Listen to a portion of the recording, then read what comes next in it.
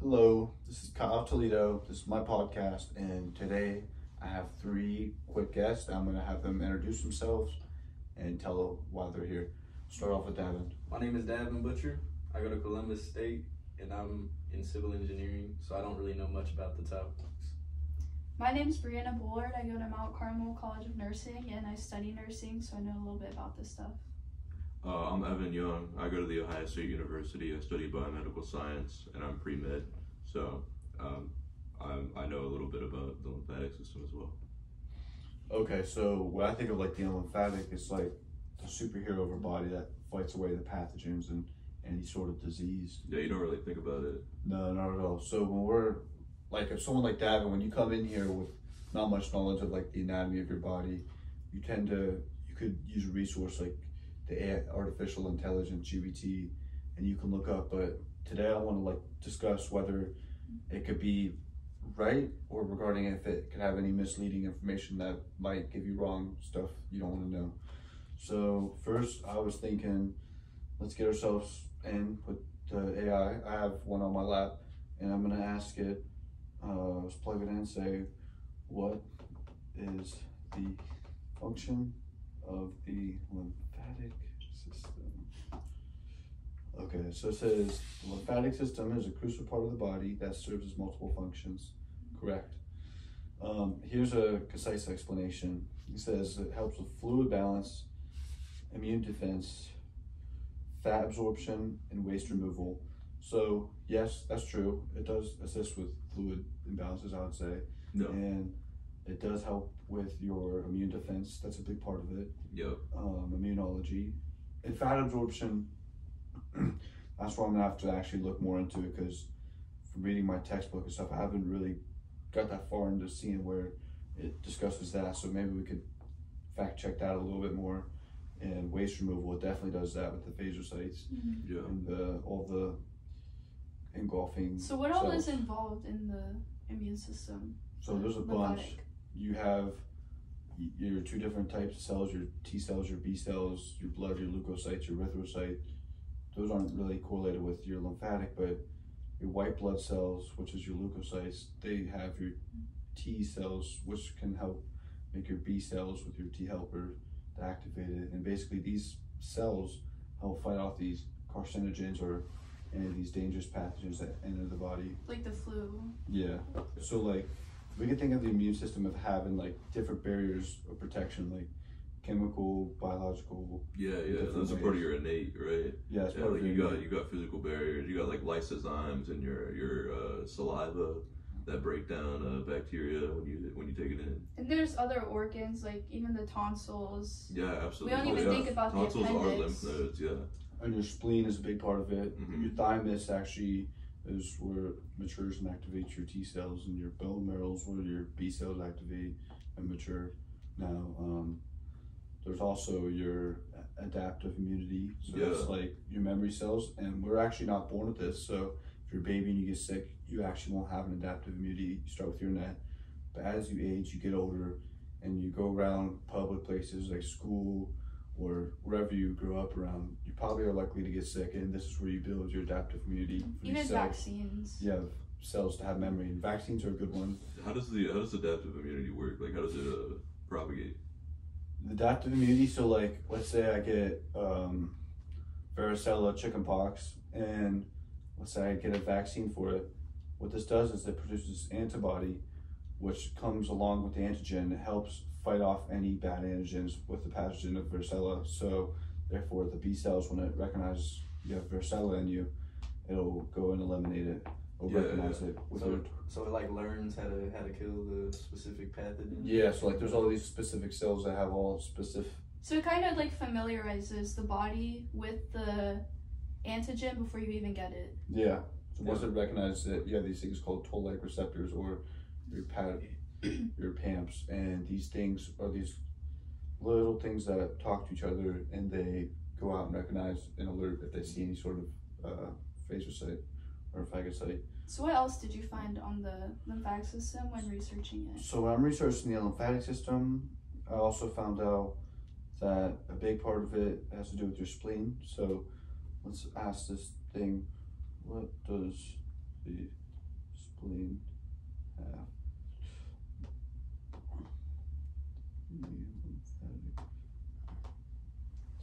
Okay. GBT. Spleen is a vital organ in the lymphatic system. Yes, several important functions. Filtrations of the blood. The spleen filters to remove old or damaged red blood cells into platelets. It also traps and destroys pathogens circulating in the bloodstream. Immune response. The spleen contains white blood cells, including lymphocytes and macrophages, which detect and respond to infection of foreign substance. Yeah. Storage of blood components. The spleen stores and reserves red blood cells, platelets, and some other blood cells, releasing when needed, like during blood loss. Production of lymphocytes. Yes, your spleen helps support the production of lymphocytes, critical for immune system. And iron recycling. The spleen helps break down hemoglobin from old red blood cells and recycles the iron to reuse in the body. So yes, I believe these are all true for the most part. Yeah. Although artificial intelligence, it's a good tool for someone who has not much experience into it. But at the same time, when you're researching to find something that's really credible, I prefer to go on Google and find an academic journal that has reliable evidence. And did you find one when researching? Huh? Did you find a credible source? Yes, I did. I did find one. Okay, so my first source I found was off of Cleveland Clinic, Ohio. So they actually talk about the lymphatic system. They have an overview. When I searched it up, it just says your lymphatic system is a group of organs, vessels, and tissues that protect you from infection and keep you healthy, balance of fluids throughout your body. And the lymphatic system organs include your bone marrow, thymus, lymph nodes, swollen inflames are a sign of common infections like strep throat, but also some more serious disease like cancer. So yes, I do think actually finding a good academic journal that's either written by doctors or by an institution or the government, I think it would be more credible than using just an artificial intelligence that might lack it, and it might just spit out some crazy amount of information of something you're not really specifying or directly looking for. Yeah, but that was mostly what the AI mentioned. Yeah, I feel like that yeah, part's kind of It was this part. Like, it did an overview pretty well, but I feel like the AI went really deep into some really complicated science. I feel like it wasn't necessary. Yeah, like if I was doing a research paper, I would want to find actual sources so I can get as much information as I can. Whereas GBT kind of just gives you what you're asking. Yeah. Not really like a whole. It's hard to get the response that you're looking for. And the algorithms can just tie up and add a random amount. It's really just generating whatever it finds. Yeah. So. What type of diseases are, a part of the lymphatic system combats? So there's a common one you've heard of lymphoma. Oh, so yeah. It's like when you get cancer in your lymph nodes, it balls up and it clumps up abnormally. Yeah. And it's actually very dangerous and very fatal. There's more. You can get From my understanding, cancer is just when the cells like rapidly multiply. Yeah, it's and in this case, it's the cell lymph growth. nodes. Yeah. Like The cancer. cells proliferate without any signaling or anything to stop them. Yeah.